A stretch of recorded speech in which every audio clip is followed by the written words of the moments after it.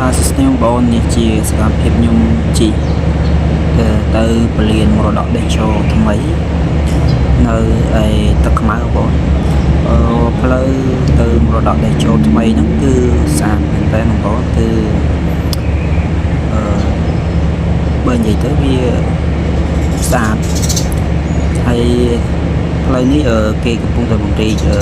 អាចបើកឡានមួយទៀតបានហើយនៅខាងហ្នឹងភ្លើងអីទឹកភ្លើងអីទៅដល់ហើយតាមគេសួរហ្នឹងគាត់ប្រើសូឡាហើយមកផ្លូវនេះកំភៃបងគឺអត់ស្ងាត់ទេមួយថ្ងៃគឺមានឡានចូលច្រើនមានបរទេសមានចិនមានច្រើនទៀតបងប្អូនគឺមិនខ្វះទេឲ្យបងប្អូនមកតាមនេះផ្លូវនេះគេហៅថាផ្លូវជីពីផ្លូវនេះនាយករដ្ឋមន្ត្រីចិនគាត់អ្នកស្ថាបនានេះធ្វើហ្នឹងអ្នកចេញ model ធ្វើទៅពលានថ្មីសម្ដេចតេជោហ្នឹងទៅដល់នោះវាមានសួនជាតិដែរបងប្អូនហើយយើងជិះតាមផ្លូវសម៉ែតក៏ត្រូវជិះតាមផ្លូវព្រៃសរក៏ត្រូវជិះតាមផ្លូវផ្សេងទៀតក៏ត្រូវដែរបងប្អូនជិះមកដល់ទឹកខ្មៅបងប្អូនហើយនេះក៏ឈានមកជិតដល់ពលានដែរហើយម្ដងនេះគឺយើងសង្កេតឃើញថាទាំងសាលាមានទៀតមានខ្ពស់ហើយកន្លែងនេះគេធ្វើការពីជនហោះចុះមកវាអាចមានបញ្ហាអីណាមួយយើងមិនអាចដឹងហើយថ្ងៃនេះជាថ្ងៃដែលsupportជនហោះ2គ្រឿងដែលសម្ដេចគាត់បានទិញខាងក្រុមអាកាសចរទិញថែម2គ្រឿងទៀតអញ្ចឹងវា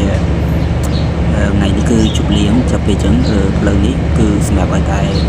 អ្នកធ្វើការនៅក្នុងពលានទេដែលតម្រូវមកអាចចូលបាន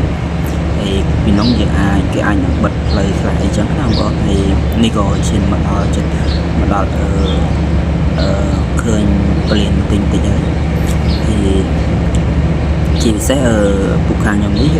ខ្ញុំអាចចូលទៅខាង VIP បានហើយនេះមកដល់មុខពលានហ្នឹងបងគេដាក់ថាពលានតេជោសម្ដេចតេជោហើយនៅទីនេះគេបែងចែកគេមានផ្លូវទៅធ្វើដំណើរទៅផ្សេងផ្លូវចូលទៅកន្លែងផ្សេងហ្នឹងមានច្រើនអញ្ចឹងបងប្អូនឃើញជាក់ស្ដែងហើយអញ្ចឹងយើងជិះតទៅទៀតទៅហើយជិះប្រាហ្នឹងយើងត្រូវមើលខាងស្ដាំដែរព្រោះខាងស្ដាំនេះគេបានធ្វើហើយទេគឺគាត់តែរៀបចំហើយទៀតហើយនេះជាផ្លូវទៅ VIP ហើយអានេះគឺជាផ្លូវយើងមកដល់គឺគេដាក់ថាផ្លូវពិសេសហ្នឹងហៅថាផ្លូវ VIP ហ្នឹងសម្រាប់តែអ្នកធំទេហើយចូលទៅនេះទៅផ្លូវមរតកតេជោហើយឧទ្យានវប្បធម៌ថាឧទ្យានស្អាតនៅទីនេះគឺបងប្អូនអាចទៅលេងបានចិត្តប្រាក់ទេនៅទីនោះអាចមកមើលពលានថ្មីនេះពិតជាអស្ចារ្យមែនហើយឆាយយ៉ាមែនបងប្អូនពេលនេះក៏